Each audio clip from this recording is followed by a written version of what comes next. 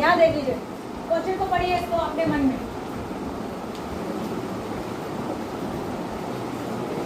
क्या कह रहे हैं? A polynomial is expressed as this. ये कैसा पॉलिनोमियल है बताइए जरा, कैसा पॉलिनोमियल है ये? क्यूबिक है। कैसा है बेटा? क्यूबिक पॉलिनोमियल है। ठीक है, इसकी डिग्री कितनी होगी? 3 होगी। इतना तो आप समझ गए। अब ये पूछ रहा है the same polynomial can be written in the factor forms as. अगर इसको फैक्टर फॉर्म में लिखा जाए तो ऐसा लिखा जा सकता है, पूछ रहा है इसके फैक्टर्स की फॉर्म में लिखा जाए तो ऐसा लिखा जा सकता है। How is the constant term in the polynomial related to its factor P Q and R. ये कह रहा है कि जो कांस्टेंट टर्म है ना पॉलिनोमियल में, ये होती है कांस्टेंट टर्म। इसकी स्टैंडर्ड फॉर्म क्या होती है क्यूबिक इक्वेशन की? ax cube plus bx square plus cx plus d equals to 0। तो ये जो बाकी हैं a b c, ये कांस्टेंट नहीं है, इनको वेरिएबल कहते हैं। ये सॉरी वेरिएबल नहीं, इनको कोफिशिएंट कहते हैं। जैसे ये a जो है x क्यूब का कोफिशिएंट है, ये b x स्क्वायर का कोफिशिएंट है, ये c का, और जो d है ना जिसके साथ x है ही नहीं, वो एक तरीके से कांस्टेंट टर्म हुई। ठीक है, वैसे ये सारे भी कांस्टेंट ही हुए। a b c की वैल्यू कोई नंबर होगी तो नंबर भी सारे कांस्टेंट ही हुए। तो ये कह रहा है कि how is the constant term in the polynomial related to its factors p q and r। अगर इस पॉलिनोमियल के फैक्टर p q और r हैं तो कांस्टेंट टर्म जो d है ना उसका क्या रिलेशन होगा इसके साथ? क्या रिलेशन होगा? d का क्या रिलेशन होगा p q और r के साथ, जहाँ p q और r इसके फैक्टर हैं। भाई ये क्यूबिक पॉलिनोमियल है तो इसके कितने फैक्टर आएंगे? 3। तो 3 इसने दिखा रखे हैं, वो 3 फैक्टर ही कह रहा है। एक को p से हम शो कर रहे हैं, एक को q से, एक को r से। तो इनका d के साथ क्या रिलेशन है पूछ रहे हैं। हम होती है सारे फैक्टर्स के मल्टीप्लिकेशन के बराबर होती है। यही बताया था विनय ने, यही आंसर बताया था विनय। कौन सा आंसर बताया तुमने को? ये नहीं बताया ना? क्या बताया था तुमने? ये थर्ड ऑप्शन है स्टार्टिंग वाला जो मैं बोल रही हूँ यार, इसमें ना इसके नीचे नहीं दे रखा है। इसमें क्या है कि अगर आप ये आंसर देते हैं तो आपको फुल क्रेडिट मिलेगा, और कोई दूसरा आंसर देते हैं तो आपको कोई क्रेडिट नहीं मिलेगा, क्योंकि इसका एकमात्र आंसर यही है। दूसरा आंसर कोई भी इसके नज़दीक भी नहीं है। ये थर्ड ऑप्शन है, इसको नोट कर लो। थर्ड ऑप्शन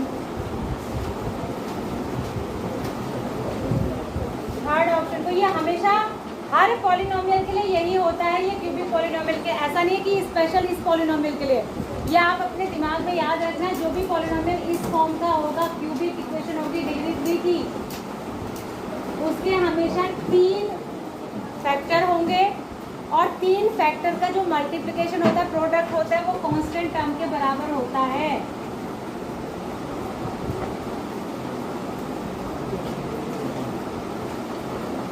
ठीक है,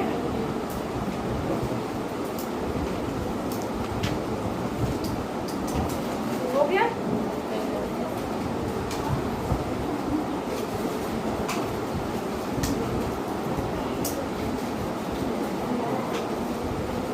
आगे बढ़ जाए? अरे आगे बढ़ जाए, चलो आगे बढ़ते हैं। अगला क्वेश्चन देखो। ये कुछ ऐसे क्वेश्चंस हैं जो आपकी बुक में नहीं है। ठीक है, तो ये भी आपको पता होना चाहिए। Polynomial is divided by x - 1, the quotient obtained is this and the remainder is this. अब देखो ये क्या है, इससे डिवाइड करें तो ये क्या है? डिवाइजर। ये क्या है? क्वोशिएंट। ये क्या है? रिमाइंडर। ठीक है, और पॉलिनोमियल आपको पता नहीं, उसको मैं d से दिखा देती हूँ। इसको डिविडेंड कहेंगे जिसको डिवाइड कर रहे हैं। ठीक है, और इन चारों में रिलेशन क्या होता है? डिविडेंड इक्वल्स टू होता है divisor multiplied by quotient plus remainder. ये क्या है? ये इनमें एक रिलेशन होता है। इसी रिलेशन को कहते हैं यूक्लिड का एलॉगरिथम। ठीक है, यूक्लिड का एलॉगरिथम। इसको आप इस नाम से नहीं जानते, लेकिन ये रिलेशन आपने छोटी क्लासेस में भी पढ़ा है। ठीक है, जैसे ना ऐसे समझ लो, जैसे अगर मैं मैं 10 को डिवाइड करूँ 3 से, ठीक है, या 4 से कर लो, 4 2 जा 8 बचा 2, ये रिमाइंडर है आर, ये क्या है क्वेश्चन, ये क्या है डिवाइजर और ये क्या है डिविडेंड। तो देखो dividend equals to divisor multiplied by question plus remainder. हो गया। अगर ये रिलेशन इस साइड पे अप्लाई करेंगे तो हमें डिविडेंड पता चल जाएगा। बात समझ आ गई आपको? तो ये यही पूछ रहा है कि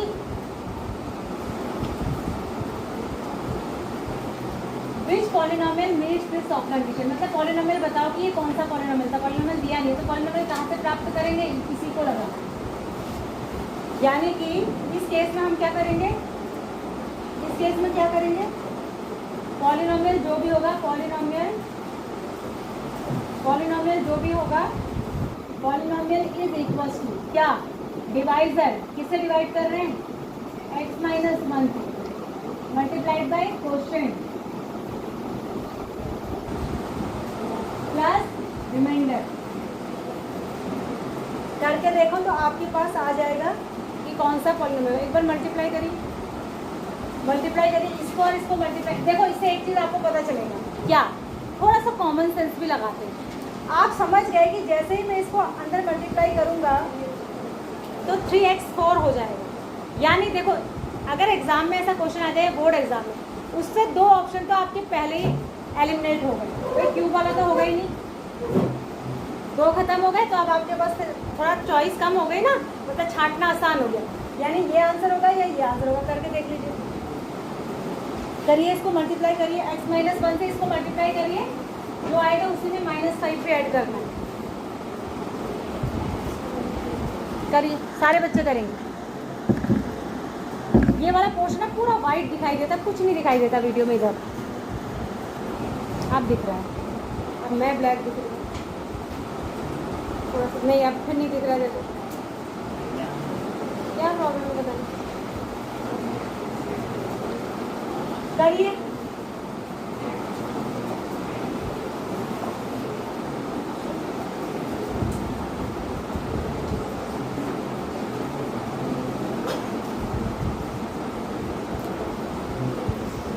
कर लिया। अरे भाई 3x³ minus x² minus x minus 4, इसको पहले x माइनस 1 से मल्टीप्लाई करिए और इसमें -5 ऐड कर दीजिए। क्या दिक्कत हो रही है, x से करिए पहले। 3x⁴ minus x³ minus x² minus 4x। अभी मैंने खाली x से मल्टीप्लाई किया, अब 1 से भी तो करेंगे -1 से। अच्छा अभी ये भी हो सकता है कि कट जाए, हाँ मैंने खाली काट दी वो। जब -1 से करेंगे तो आपका पास आएगा -3x³ और -1 से ये प्लस हो जाएगा प्लस x², ये भी प्लस हो जाएगा प्लस x और ये भी प्लस हो जाएगा +4 और साथ में है -5। अब देख लीजिए क्या क्या है, 3x³ ये है और एक माइनस का x³ ये है, तो कितने x³ हो गए, 4 हो गए, नहीं हो गए। 3x4, x4 वाला तो अकेला ही है, इसको लिख लिया। x³ वाले 2 हैं, दोनों माइनस में, माइनस माइनस प्लस हो जाता है, तो माइनस के 3 और प्लस का 1, माइनस के 4 हो गए। x² कट गया शायद, ठीक है। x वाले कितने बचे, 4x माइनस के और एक x प्लस का, तो माइनस हो गया, 3 बचे, माइनस के 3x और -1। ये आ गया आंसर। लो कितनी देर लगी, 10 सेकेंड। ये कौन सा ऑप्शन है, D is the correct option, D is the correct option. Relation ये वाला याद रखना है, फिर से याद रखिए, डिविडेंड इक्वल्स टू डिवाइजर, इसको लिख लो, multiplied by quotient plus remainder. मतलब तो समझ ही जाओगे, कैपिटल डी मीन्स डिविडेंड, यानी जिसको डिवाइड कर रहा है। डिविडेंड यही निकला आपका, ये जो निकाला है डिविडेंड है, ये जो आ रहा है ये आपका डिविडेंड यही है जो आप पॉलिनोमियल निकाल रहे हैं। स्मॉल डी से डिवाइजर को दिखाया है मैंने, स्मॉल क्यू से क्वोशिएंट को और स्मॉल आर से रिमाइंडर को। और ऐसा नहीं है कि मैंने दिखाया है, इसी से ही दिखाते हैं इनको। समझ में आया, ये स्टैंडर्ड फॉर्म ही है दिखाने की। डिविडेंड को कैपिटल डी से, डिवाइजर को स्मॉल डी से, क्वोशिएंट को स्मॉल क्यू से और रिमाइंडर को स्मॉल आर से। क्यों दिखाते होंगे इसी से, क्योंकि ये क्वेश्चन कहीं भी लिखी हो हर बच्चा समझ पाए इंडिया के किसी भी कोने में कि इसका मतलब ये होता है।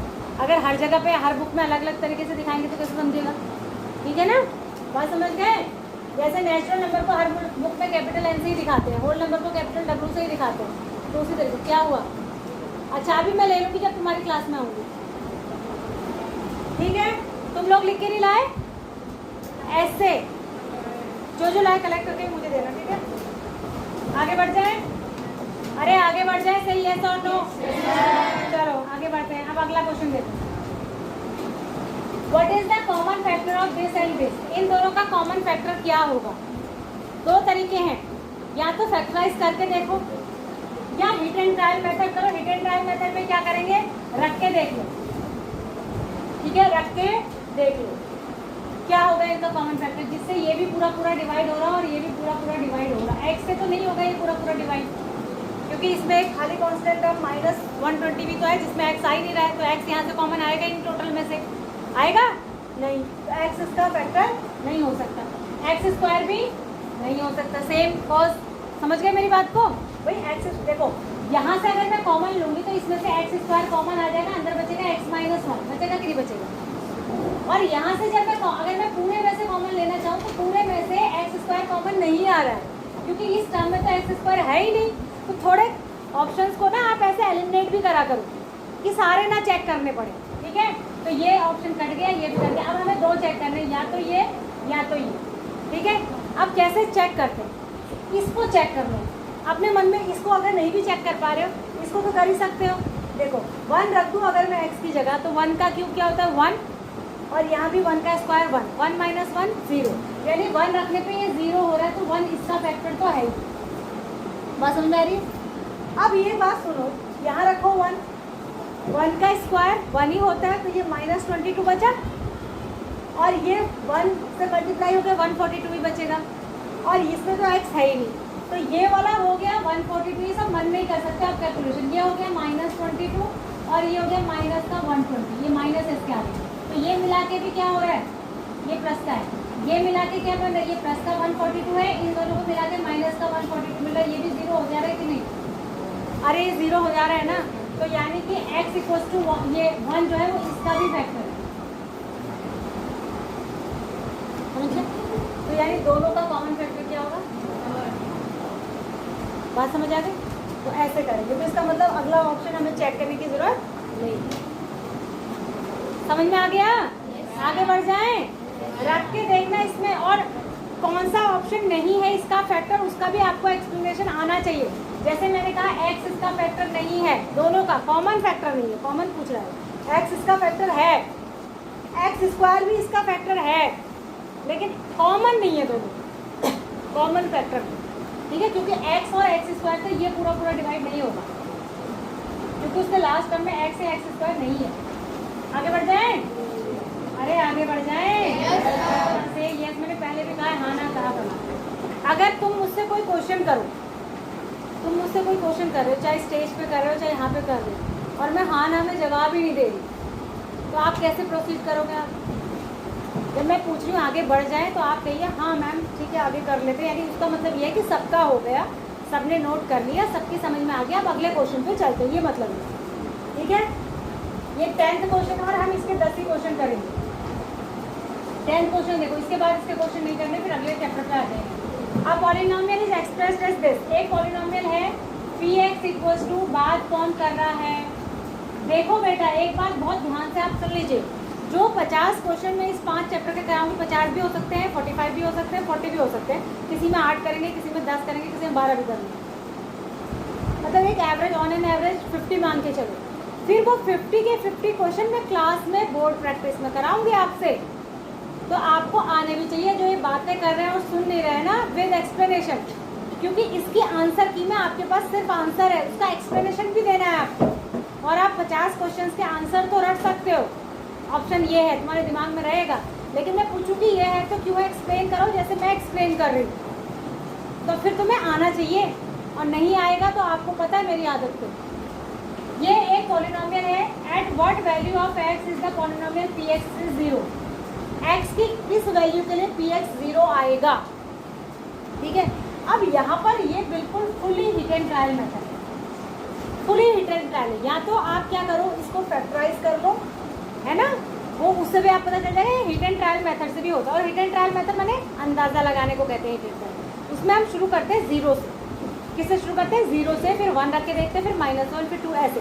अगर मैं इसमें x की जगह 0 रख दूँ, देखो ओरली देखो, ये 0 हो जाएगा, ये 0 हो जाएगा, ये 0 हो जाएगा, ये तो -1 बच जाएगा, यानी -1 बच रहा है, पूरा इक्वेशन 0 नहीं हो रहा है, यानी x = 0 पे तो ये 0 नहीं होगा।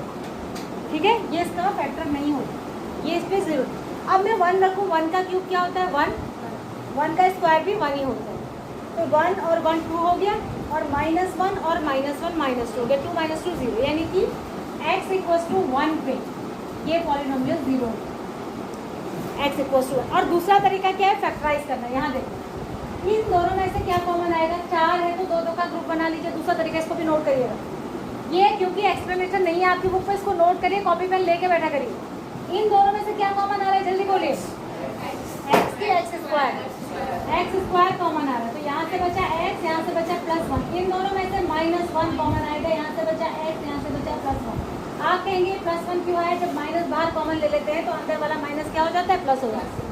अब इस पूरे में से ही देखो, इसमें कितने टर्म है? 2 टर्म, एक टर्म ये, एक टर्म ये, दोनों में ही x + 1 आ रहा है। ठीक है, तो x + 1 भी इसका एक फैक्टर होगा, x + 1 भी होगा। ठीक है, अब देखो x + 1 माने x = -1, x = -1 भी होगा इसका फैक्टर। ठीक है, अब देखो यहाँ से पूरा x + 1 कॉमन ले लीजिए, ले लिया। यहाँ से क्या बचा? x², यहाँ से बचा -1। अब इसको आप थोड़ा सा अगर ऐसे लिख देना बेटा, x² -1 को 1 का स्क्वायर लिख दें, तो इसको हम ओपन कर सकते हैं a² - b² से। किससे ओपन कर सकते हैं? a² - b² से। तो यहाँ बचेगा a + b और a - बचेगा या नहीं बचेगा? तो देखो, इसके 3 फैक्टर, क्यूबिक इक्वेशन है या नहीं है? हाँ ना बोलो। क्यूबिक इक्वेशन के मैक्सिमम फैक्टर कितने आते हैं? 3 फैक्टर आ रहे हैं। उन तीनों फैक्टरों में x + 1 भी आ रहा है और x - 1 भी आ रहा है कि नहीं आ रहा है? तो यानी कि x + 1 से हमें x की वैल्यू कितनी मिलेगी? -1, और x - 1 से हमें x की वैल्यू कितनी मिलेगी? +1। ये दोनों ही इसके फैक्टर है, यानी दोनों को ही रखने पे ये इक्वेशन 0 हो जाएगी। यानी इसके 2 आंसर होंगे, या तो x = +1 या x = -1। आप रख के देख लीजिए, -1 का क्यूब क्या होता है? -1 का क्यूब क्या होता है? -1 होता है, ये -1 हो गया, -1 का स्क्वायर +1 होता है, ये ऑलरेडी माइनस है, x की जगह पे -1 रखोगे तो +1 आएगा, और ये -1 है, ये कैंसिल इससे, ये कैंसिल इससे। देखो, x = -1 पे भी ये 0 है, x = +1 पे भी ये 0 है। क्लियर है? तो इसके 2 फैक्टर, ये कह रहा है कि x की किस वैल्यू के लिए इक्वेशन 0 होगी, तो आप लिखेंगे x = -1 एंड +1, दोनों के लिए ही इक्वेशन 0। इसके 2 आंसर। क्लियर है? क्लियर है? जो 10 क्वेश्चन हमने पॉलिनोमियल के करे वो आपको क्लियर है सारे? अब बाकियों के क्लियर तब होंगे जब वो घर जाके पढ़ाएगा। 8th वाला कौन सा?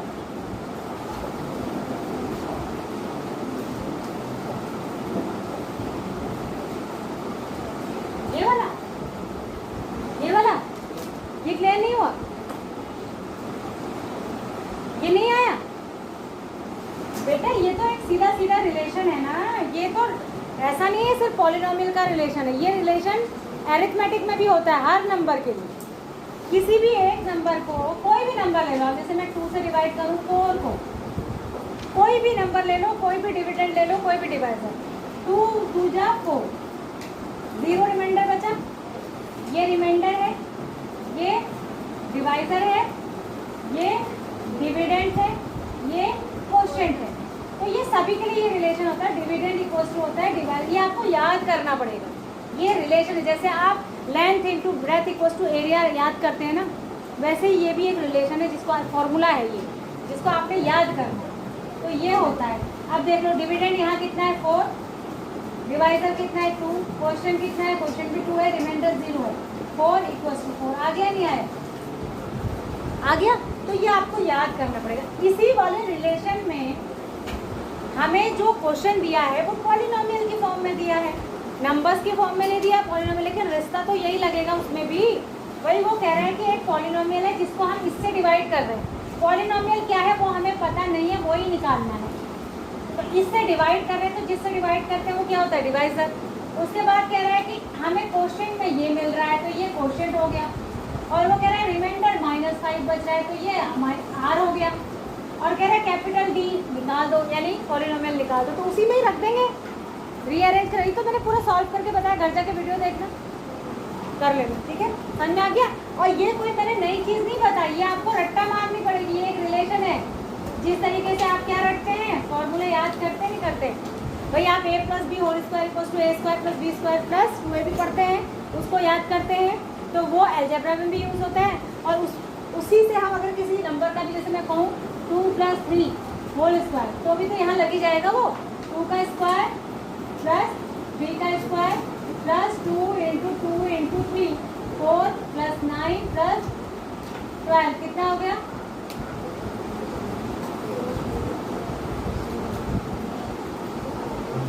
25। और 2 + 3 5 होता है, 5 का स्क्वायर 25 ही होता है, ये पता ही होगा। तो वो है अलजेब्रा का रिलेशन, अगर उसको अरिथमेटिक में भी लगाएंगे तो लगेगा तो है ही। सेम चीज़ ये है, ये अरिथमेटिक में हम पढ़ते हैं, लेकिन इसको यहाँ भी अप्लाई करेंगे तो वो चीज़ सबके लिए सेम ही रहती है हर जगह, ठीक है ना? समझ में आ गया? आगे बढ़ जाएं? आगे अब बढ़ जाएं का मतलब ये 2 बज गए हैं, बैल लगाई दी इन्होंने, 200 ऊपर ही हो गया। थर्ड चैप्टर हम कल शुरू करेंगे, ठीक है? थर्ड चैप्टर कल शुरू करेंगे। और मैं आपको बता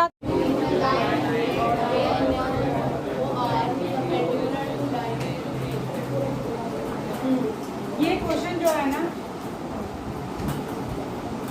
ये बहुत इंपॉर्टेंट क्वेश्चन है एक्सरसाइज का,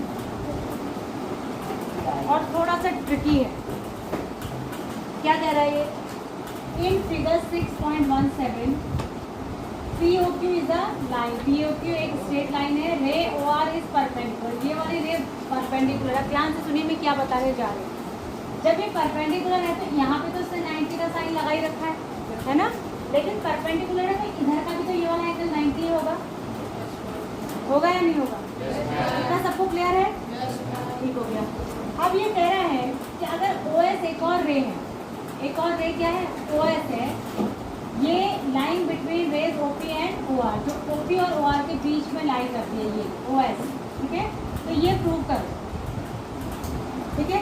तो आपको क्या करना है, पहले आप लिख लेंगे टू प्रूव, क्या लिख लेंगे? हो जाएगा, जैसे इसको चलता ही नहीं लगता क्या है, चलो कोई नहीं। टू प्रूव देखो, पहले आप लिख लेंगे टू प्रूव, उससे पहले गिवन भी लिखेंगे, लेकिन मैं टू प्रूफ से लिख रही हूँ, ठीक है? Angle ROS equal to half of, ये जो आदान प्रदान चल रहा है इसको बंद कर दो, QOS माइनस POS, ये प्रूव करो। क्या करना है? ROS, अब देखो पहले इसको यहाँ मिलाओ भी कि आपको प्रूव क्या करना है, क्या प्रूव करना है आपको कि ROS, अब देखो यहाँ ROS है कहाँ? ROS यानी ये जो एंगल, ये है half of angle QOS, QOS कहाँ है? QOS, ये वाला एंगल, और माइनस POS, POS है ये वाला, ठीक है? ये हमें प्रूव करना है। अब एग्जाम में अगर हम भूल जाएं तो कैसे करेंगे, है ना? तो आप कैसे करेंगे? आप उसी से करेंगे जो आपको दिया है, जो आपको यहाँ दिया है, बस आप इसको याद रखेंगे, आप इसी को देखेंगे, इसको और इसको, ठीक है? हमारे कैसे आपको ये 3 एंगल चाहिए, 3 एंगल चाहिए। तो सबसे पहले मैं लिखूँ कि एंगल QOS क्या होगा? QOS क्या होगा?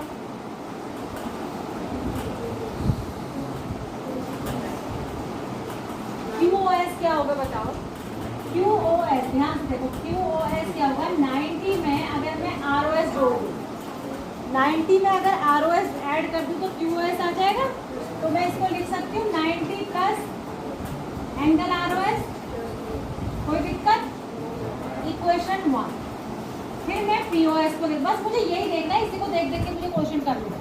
फिर मैं लिखूँगी एंगल POS, POS को मैं क्या लिख सकती हूँ? 90 माइनस ROS लिख सकती हूँ, देख लो वहाँ लिख सकती हूँ नहीं भाई? 90 ये पूरा है, ये पूरा 90 है, इसमें से ROS को हटा देंगे तो QOS को बचेगा, है ना? तो POS को लिख सकते हैं 90 माइनस एंगल ROS। अब हम देख रहे हैं कि इन दो चीज़ों के बीच में माइनस का साइन है, ये हमें तो उसी से दिख रहा है जो प्रूव करना है, दिख रहा है नहीं दिख रहा है? तो जब इन दोनों के चीज बीच में माइनस का साइन है तो मैं समझ जाऊंगी कि मुझे इन इक्वेशन को माइनस करना पड़ेगा, तभी तो माइनस का साइन आएगा। तो वही से हिंट लेते जा रहे हैं, ठीक है? तो माइनस कर देते हैं इक्वेशन 1 माइनस 2, तो यहाँ लिखेंगे इक्वेशन 1 माइनस 2, तो ऊपर आएगा। अब ये भी देखना है कि किस में से क्या माइनस करना है, QoS में से POS करना है, तो 1 में से 2 करेंगे। यहाँ आ जाएगा angle QoS minus angle POS। अब देखो इस तरफ जब माइनस होगा तो 90 से 90 माइनस होगा तो कट जाएगा, और ये क्या आ जाएगा, ये ऐड हो जाएगा। देखो ऑलरेडी माइनस का साइन है और जब माइनस करेंगे तो प्लस का हो जाएगा ये, तो यहाँ आ जाएगा angle ROS plus angle ROS, होगा कि नहीं? तो ये तो ऐसे लिख देंगे, क्या दिक्कत है इसमें? ये हो जाएगा 2 एंगल ROS, हो जाएगा या नहीं? तो यहाँ से 2 इस तरफ ले जाइए तो 1/2 हो जाएगा, और इधर आ जाएगा एंगल ROS। यही तो प्रूव करना था आपको, ये इस साइड लिखा हुआ है, उस साइड लिखा हुआ है, यही चीज़ है ये? अरे यही चीज़ है, बस वो इधर लिखा है, इधर अगली लाइन में इसको इधर कर देना। तो ये इसका प्रूफ है, बहुत ही आसान, बहुत आसान। ध्यान क्या रखना है, बस इसको ध्यान में रखना है। प्रूव करने वाले क्वेश्चन तो आप इसी को देख देख के कर सकते हो, यही से हिंट मिल जाती है कि मुझे क्या चाहिए, QoS चाहिए, QoS को मैं क्या लिख सकती हूँ, मुझे क्या चाहिए, ROS चाहिए, ROS को मैं क्या लिख सकती हूँ।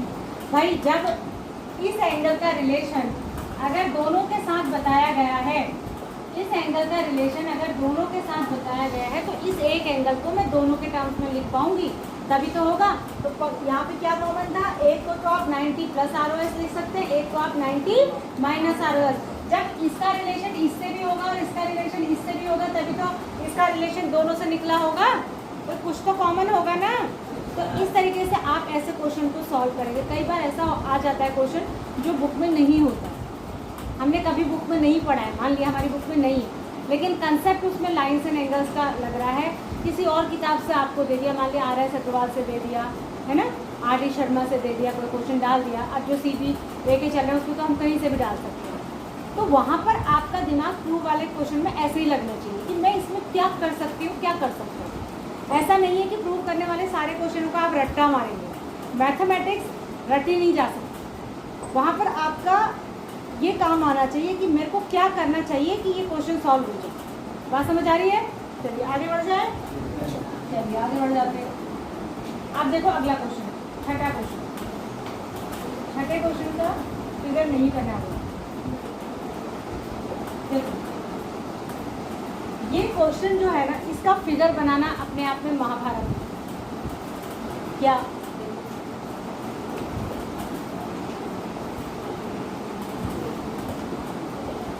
देखो इसका ना फिगर बनाना अपने आप में, आप इसको पढ़ो और पढ़ के आप अपनी कॉपी में इसका फिगर बनाने की कोशिश करिए। जरा क्वेश्चन पढ़ के आप ड्रॉ करने की कोशिश करिए, क्या मैं इसका फिगर बना पा रही हूँ, जरा करिए, देखते हो कितने बच्चे सही फिगर बनाएंगे इसका।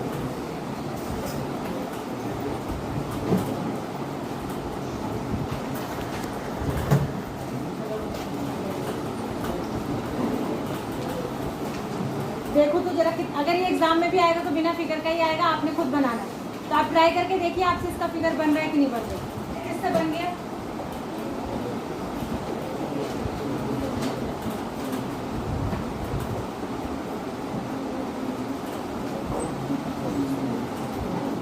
Angle XYZ equals to 64 and XY is produced to point P. XYZ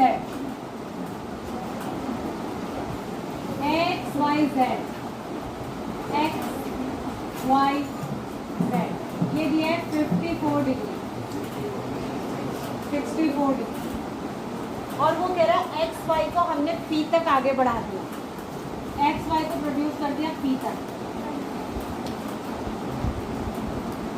आगे प्रोड्यूस कर लिया। कहाँ तक प्रोड्यूस कर लिया? P तक।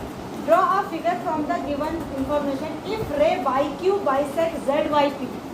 अगर रे YQ ZYP को बाइसेक्ट करती है, आप ZYP ढूंढो पहले, ZYP कहाँ है? ZYP ये एंगल है ना, और एक रे है जो इसको बाइसेक्ट करती है। बाइसेक्ट का मतलब होता है आधा आधा करना। उसका नाम है, क्या नाम है उसका? Y Q. उसका नाम क्या है? Y Q. ठीक है। Find angle X Y Q, Q Y, दो एंगल निकालने हैं आपको, एंगल एक्स वाई क्यू और एंगल क्यू वाई पी। अब देखो एक्स वाई क्यू कहाँ है इसमें? एक्स वाई, वाई यहाँ लिख दो, एक्स वाई क्यू। एक तो ये निकालना है पूरा। अब इसमें से इतना तो तुम्हें पता ही है 64 है, यानी ये वाला चाहिए। और एक निकालना है Q Y P, Q Y P ये वाला। अच्छा रिफ्लेक्स निकालना, ये वाला नहीं निकालना। रिफ्लेक्स का मतलब क्या होता है बेटा? रिफ्लेक्स का मतलब होता है उसको छोड़कर। तो कौन सा रिफ्लेक्स पूछ रहा है? Q Y P.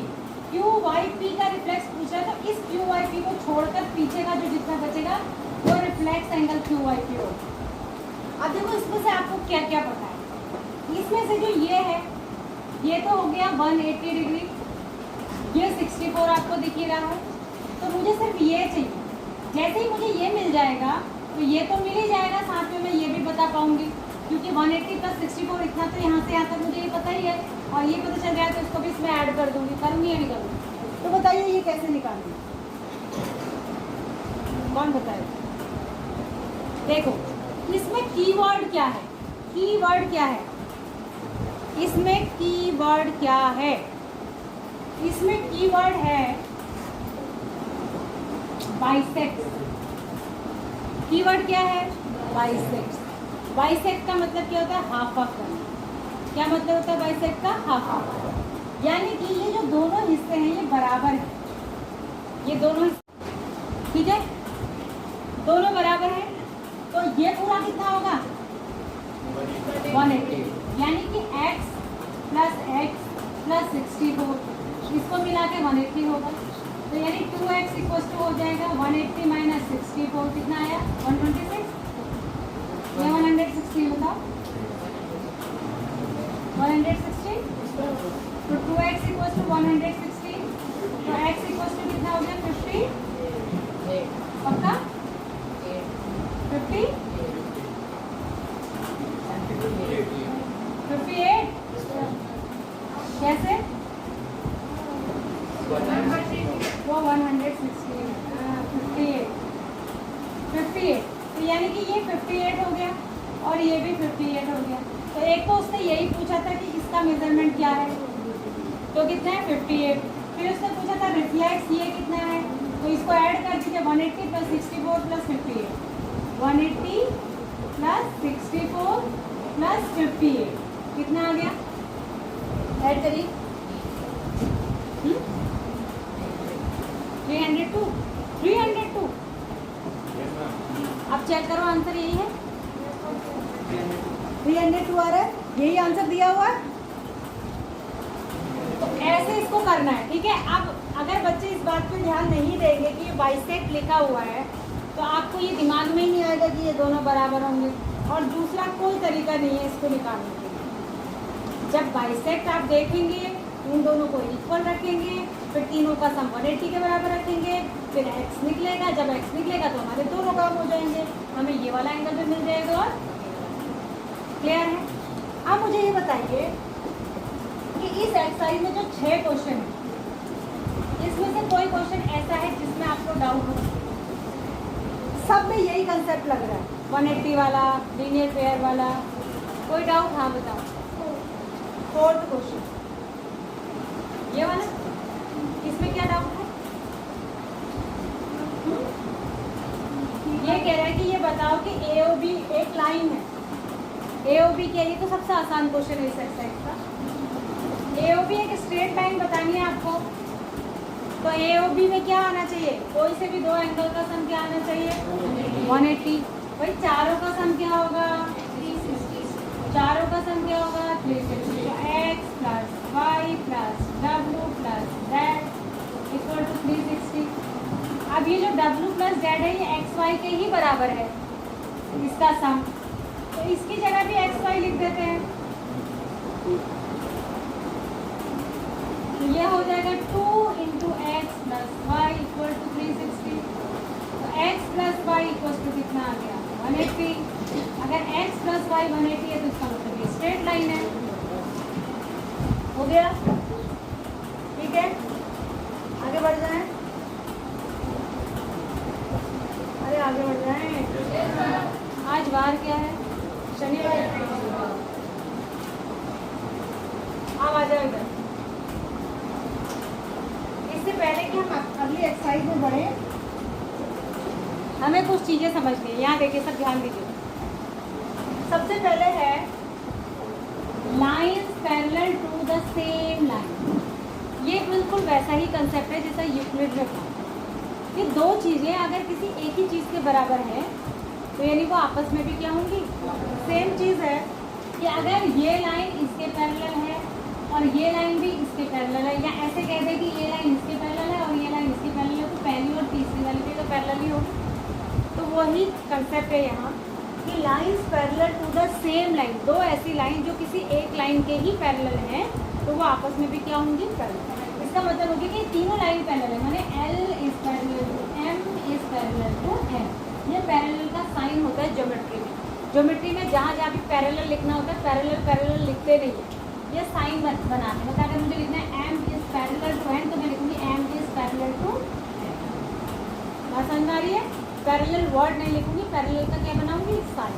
Parallel line सब जानते हैं ना, जैसे आपकी कॉपी की दो लाइन जो कहीं मिलती।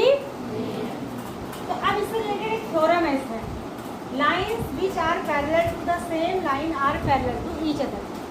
जब हम ये सीख लेते हैं उसके बाद तो हम फर्दर क्लासेस में, फर्दर चैप्टर में इसका डायरेक्ट यूज़ कर देंगे, लेकिन आज हम ये चीज़ पहली बार पढ़ रहे हैं। तो जब हम किसी चीज़ को पहली बार पढ़ते हैं तो उसका प्रूफ भी तो पढ़ते हैं कि ये कंसेप्ट आया कहाँ से, कि जो दो लाइन एक ही लाइन से पैरेलल होती है तो वो आपस में पैरेलल होती है, ये कहाँ से आया। तो उसके लिए एक थ्योरम दी है,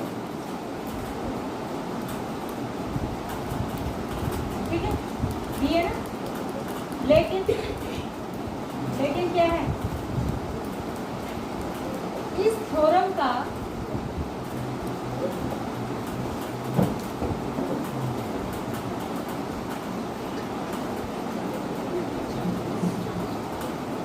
प्रूफ इससे पहले दे दिया, इस थ्योरम का प्रूफ इससे ऊपर ही दे दिया।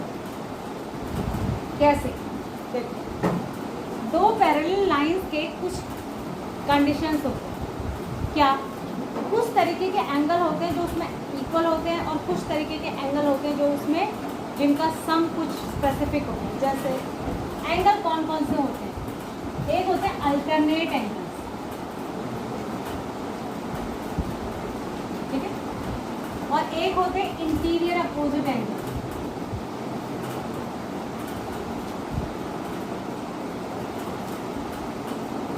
और एक होते हैं करस्पॉन्डिंग एंगल।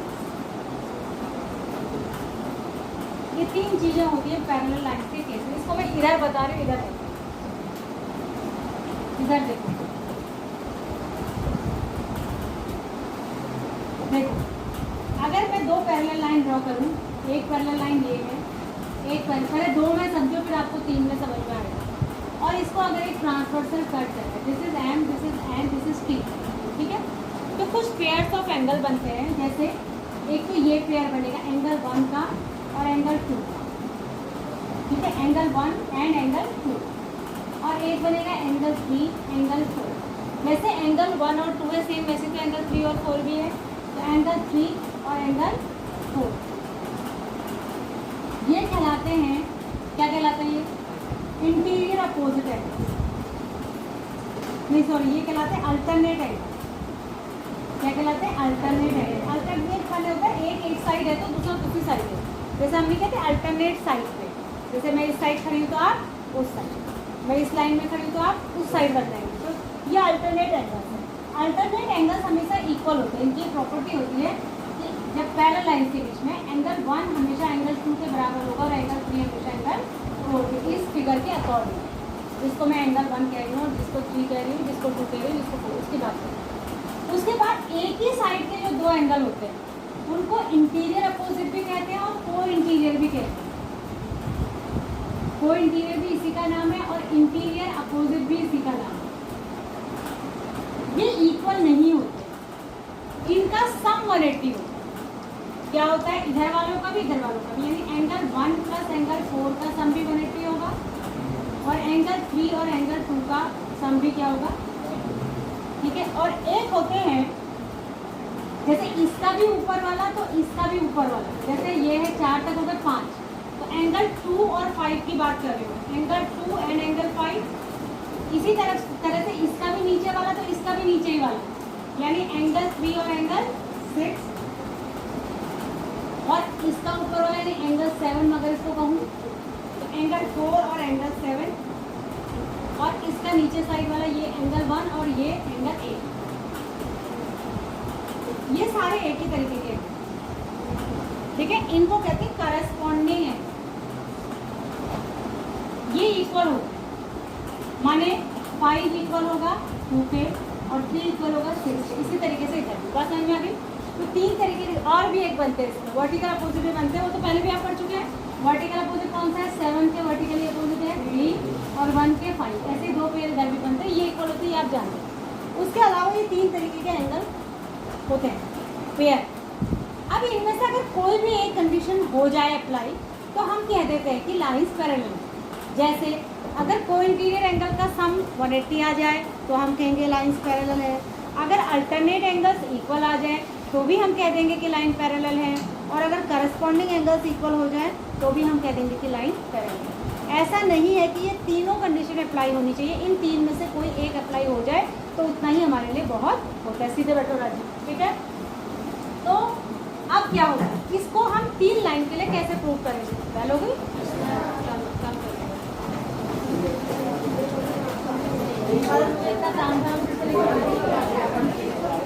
डाउनलोड